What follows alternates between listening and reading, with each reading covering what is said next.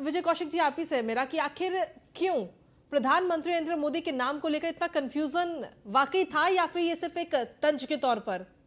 देखिए, सबसे पहली बात तो जिस तरह से माननीय मोदी जी और उनके समर्थक ये कहते हैं कि मोदी जी चाय बेचा करते थे और इस बात का कोई प्रमाण नहीं है। अब उन परिस्थिति में उनके पिताजी के नाम को लेकर भी अगर पवन खेड़ा जी को कोई संशय है, तो ये भाजपा को क्लियर करना चाहिए।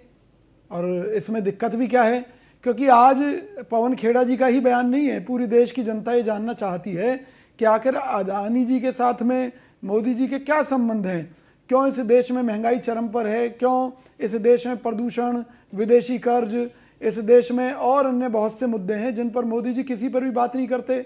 और जब इन सारी समस्याओं के कारण के तौर पर कुछ नाम उभर कर आते हैं तो उन पर भी चर्चा नहीं करते। चाहे पीएम केयर्स घोटाले की बात हो, स्मार्ट सिटी घोटाले की बात हो, चाहे नमामि गंगे परियोजना की बात हो, किसी भी योजना की हम बात करें, हर जगह घोटाला ही घोटाला है, उन पर सरकार बात नहीं करती है। जेपीसी के गठन की बात होती है तो भी सरकार बात नहीं करती है। अरे भाई, दिक्कत क्या है? अगर अडानी जी के साथ कोई मिलीभगत नहीं है मोदी जी की, तो जवाब दे दीजिए। एक संयुक्त कमेटी अगर इस बात की जांच कर लेगी तो दिक्कत क्या है? लेकिन वो कहते हैं ना कि चोर की दाढ़ी में तिनका, पूरी भारतीय जनता पार्टी डरी हुई है, लेकिन हम तो छोड़िए उनकी बात, हम तो कहते हैं पूरा देश डरा हुआ है, क्योंकि अडानी डूबेगा तो देश के ज्यादातर बैंक डूब जाएंगे।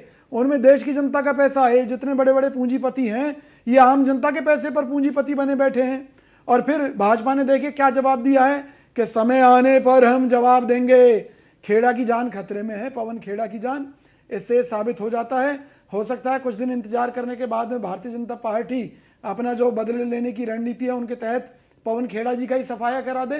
तो भाजपा राज में कोई सुरक्षित नहीं है तौर पर। और मैं ये कहता हूं, कटाक्ष किस पर नहीं होते थे?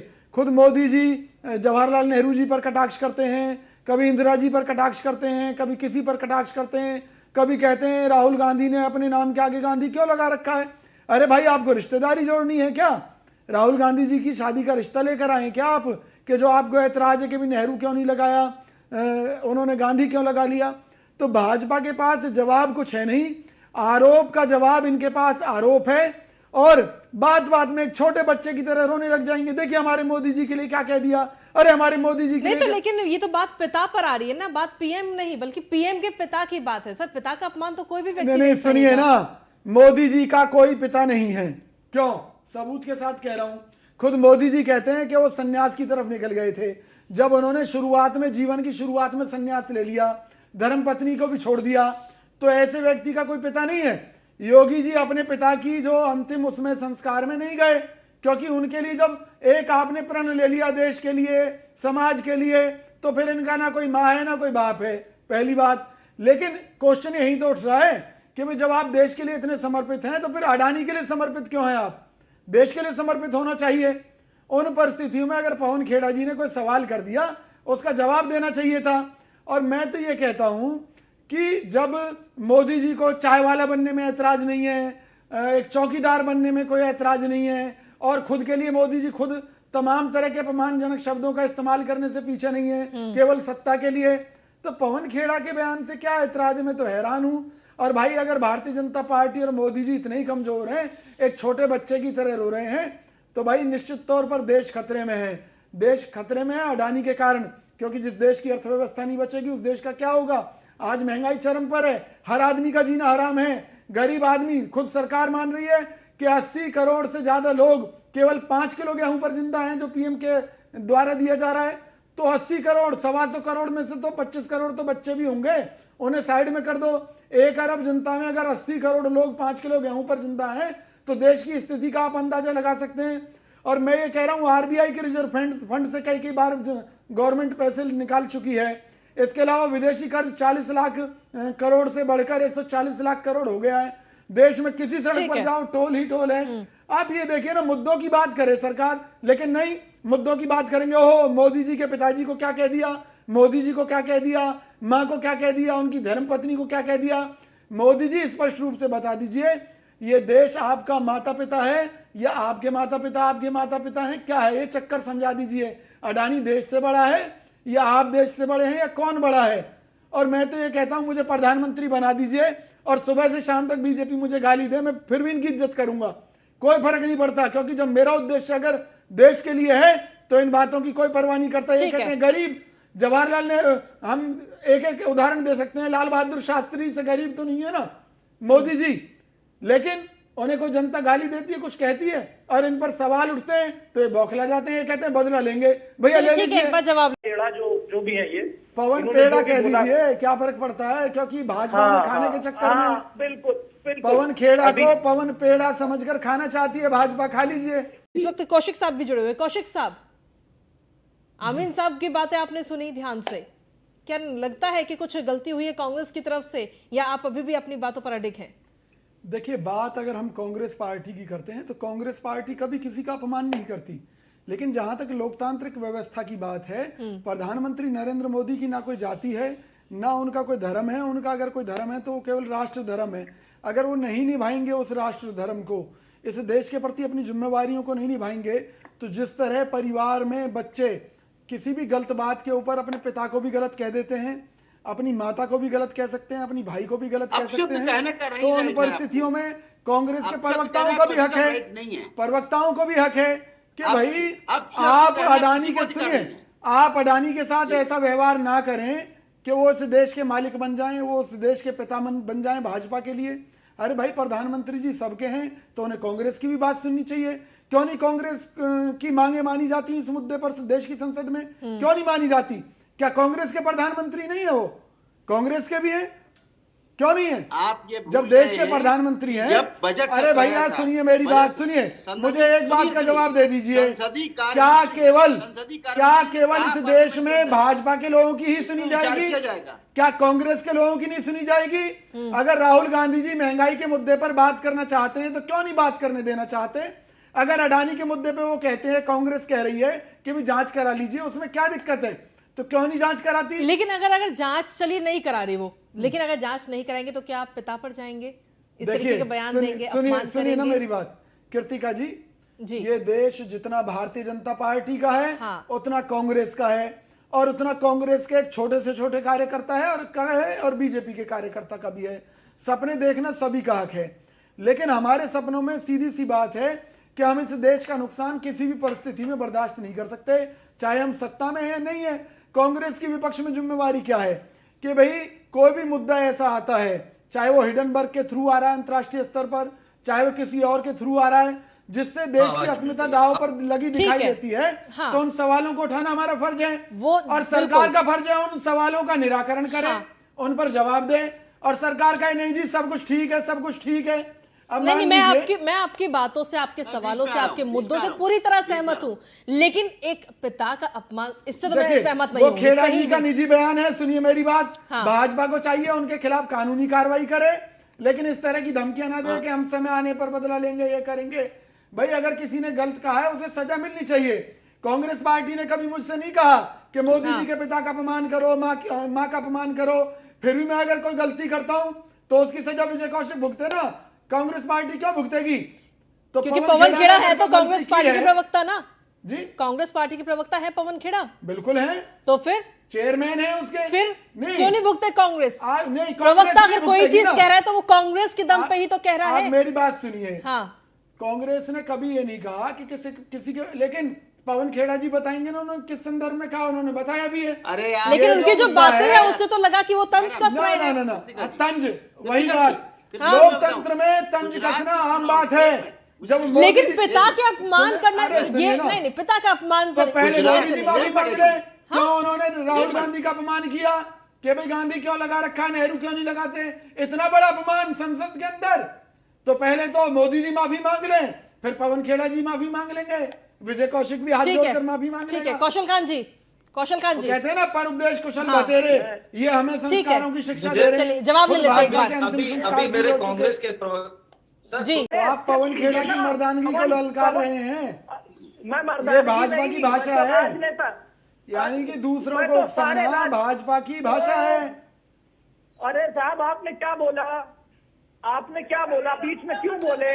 अभी आप मैंने ये कहा कि भाजपा पवन खेड़ा के खिलाफ मुकदमा दर्ज करे, कार्रवाई करे, किस बात से लड़ती है भाजपा? अगर पवन खेड़ा ने गलत कहा है, मोदी जी के पिता का अपमान किया है, मुकदमा दर्ज कीजिए। ताकि कल को मोदी जी के खिलाफ भी मुकदमा दर्ज हो सके। अरे सुनिए तो, क्या उन्होंने सुनिए राहुल तो। गांधी का अपमान अरे किया, मेरी उनके बात पिता तो का अपमान सुनिए। किया? अरे को जिस तरीके से जो बयान दिया गया उसको लेकर भारतीय जनता पार्टी की तरफ से भी क्या कुछ कहा गया, आपने खुद ही सुन लिया है, अब क्या प्रतिक्रिया है आपकी? देखिए, हमारा केवल ये कहना है कि मोदी जी, आप राहुल गांधी जी को और जी भरकर गाली दे लीजिए, आप विजय कौशिक को गाली दे लीजिए, आप पवन खेड़ा को जेल में डाल दीजिए, हमें कोई ऐतराज नहीं है। हमें सिर्फ आपसे जो हमारी कुछ डिमांड्स हैं कि देश हित में अदानी मुद्दे पर जेपीसी जो है, आप उसकी जांच की मंजूरी दे दीजिए देश की संसद में। इसके अलावा कांग्रेस पार्टी के महंगाई को लेकर जो मुद्दे हैं, बेरोजगारी को लेकर जो मुद्दे हैं, विदेशी कर्ज को लेकर जो मुद्दे हैं, जो आपने बैंकों का सेंट्रलाइज करके देश में हजारों करोड़ के घोटालों पर पर्दा डाला है, उन सब मुद्दों पर भी जांच करा लीजिए। 100 स्मार्ट सिटी बनाने का आपने वादा किया था, अब तक एक भी स्मार्ट सिटी नहीं बनी है, वो हजारों करोड़ रुपए कहां चला गया? पीएम केयर्स में जनता का हजारों लाखों करोड़ रुपए आपने जमा करा लिया और सुप्रीम कोर्ट में आपने जवाब दिया कि ये तो एक निजी ट्रस्ट है, ये आरटीआई के दायरे में नहीं आता। तो मोदी जी, देश रहेगा तो आप रहेंगे, मैं गारंटी से कह रहा हूं। ये भाजपा भी तभी जिंदी रहेगी जब देश रहेगा, इस देश की जनता जिंदा रहेगी। निश्चित तौर पर आपको देश की जनता के सवालों का जवाब देना चाहिए। ये कांग्रेस के सवाल नहीं है, ये हर नागरिक के जवाब हैं, देश की जनता के जवाब हैं, सवाल हैं। इनका जवाब भाजपा को देना चाहिए, नहीं तो अगर समय बदला और ये देश आर्थिक मोर्चे पर डूब गया तो इन भाजपा के नेताओं के साथ साथ कार्यकर्ताओं की भी आफत जनता के बीच में आ जाएगी। देश के करोड़ों लोगों की जान संकट में मत डालिए मोदी जी। ये हाथ जोड़कर निवेदन है, हमें खूब गाली दे लीजिए, लेकिन हमारे जो सवाल हैं, हमारी जो देश के प्रति चिंताएं हैं, उनका निराकरण कर दीजिए मोदी जी। आप कह रहे हैं बीजेपी कितनी भी गाली दे रहे, लेकिन अभी तक जो आरोप है वो तो कांग्रेस के ऊपर ही लगते रहे कि कांग्रेस ने पता नहीं प्रधानमंत्री को क्या कुछ नहीं बोला, मौत का सौदागर कह दिया, चाय वाला कह दिया, खून का दलाली का आरोप लगा दिया, चौकीदार चोर है, और अब एक और नया आ गया। एक लाइन में जवाब दे देता हूं। देखिए, कांग्रेस पार्टी ने चौकीदार कहा, माननीय मोदी जी को देश की जनता ने उन्हें प्रधानमंत्री बनाया था, लेकिन वो अपने नाम के आगे क्या लिखकर बैठ गए? चौकीदार। मोदी जी चौकीदार बन गए।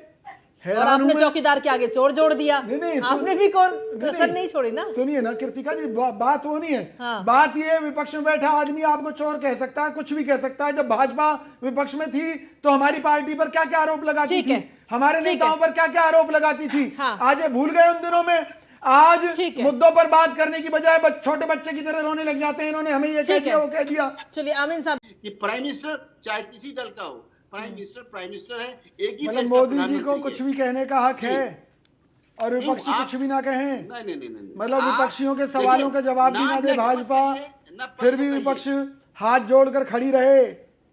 नहीं, क्या एक गूंगा विपक्ष चाहते हैं आप? क्या एक अपाहिज विपक्ष चाहते हैं? क्या आप चाहते हैं कि देश के मुद्दों पर कोई बात ना करे? क्या आप चाहते हैं कि कांग्रेस जो है मोदी जी की नीतियों के खिलाफ सड़कों पर ना उतरे? क्या आप चाहते हैं कि मोदी जी के खिलाफ, इस सरकार की विफलताओं के खिलाफ राहुल गांधी जी को भारत जोड़ो यात्रा भी नहीं करनी चाहिए थी? लीजिए विजय कौशिक साहब।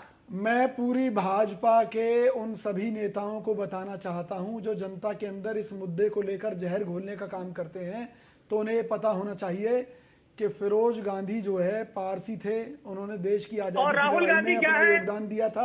एक बार पूरा जवाब सुन लीजिए कौशल कांत जी प्लीज। राहुल गांधी कौशल कांत जी पूरा जवाब सुन लीजिए प्लीज, रिक्वेस्ट। पूरा आना चाहिए। नहीं देखिए बीच में नहीं ना, मैंने आपको पूरा टाइम दिया था ना। राहुल गांधी का पूरा जवाब आप सुन लीजिए। मैं राहुल गांधी का धर्म भी बता दूंगा जी, बात पूरी कीजिए। मैं पहले इतिहास से ही बता देता हूँ। फिरोज गांधी जी और इंदिरा गांधी जी की, अरे तो उनका धर्म क्या है? इनका मानसिक संतुलन खराब हो गया क्या? कौशल कांत जी, अरे फिर मैं कह दूं मोदी जी का क्या धर्म है, जरा बता देंगे? उनके पिताजी का क्या धर्म था? राष्ट्र धर्म। क्यों अब वो हिंदू क्यों नहीं रहे? बुद्धों का धर्म। आपको राष्ट्र धर्म की भी परिभाषा नहीं मालूम और धर्म के बारे में भी नहीं मालूम। गर्व से कहते हैं हिंदू हैं। अरे भैया अगर जानना चाहते हो तो बताऊं मैं? बताओ। फिरोज गांधी जी पारसी थे, देश की आजादी की लड़ाई में उन्होंने योगदान दिया था। और नेहरू जी, जवाहरलाल नेहरू जी, पंडित जवाहरलाल नेहरू जो कि देश के पहले प्रधानमंत्री बने थे, वो इंदिरा गांधी और फिरोज गांधी की शादी के खिलाफ थे। तो उस कड़ी में महात्मा गांधी जी ने अपना टाइटल फिरोज को दिया था। फिरोज खान उनका नाम था पहला, उसके बाद में फिरोज जब खान गांधी नहीं जी था। ने उन्हें अडॉप्ट कर हाँ, लिया नहीं था। तो उनका नाम फिरोज गांधी हो गया। इसलिए इंदिरा गांधी जी इंदिरा गांधी कहलाई, ना कि इंदिरा के आगे जो है नेहरू नहीं लगा। अब आगे सुन लीजिए, तो उनके बच्चों के नाम के आगे भी गांधी लगा और राहुल गांधी के नाम के आगे भी गांधी लगा।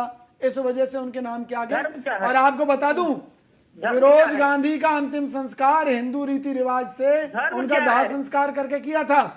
धर्म अच्छा, क्या है? जब मोदी का धर्म राष्ट्र धर्म है, तो इंदिरा गांधी का धर्म क्या था? उनका भी राष्ट्र धर्म था।